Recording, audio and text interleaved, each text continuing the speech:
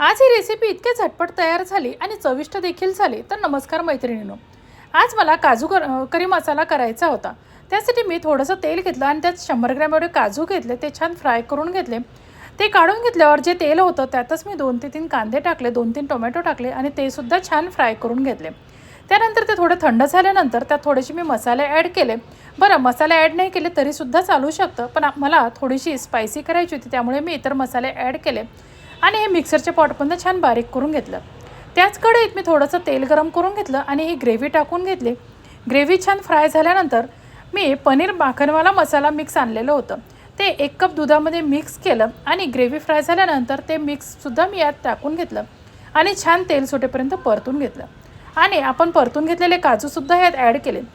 त्यामुळे ही भाजी इतकी छान चविष्ट आणि झटपट तयार झाली. चवीलासुद्धा अगदी अप्रतिम झाली होती. तर तुम्हीसुद्धा असा काजू मसाला नक्की ट्राय करून बघा आणि कमेंट करून नक्की कळवा. धन्यवाद.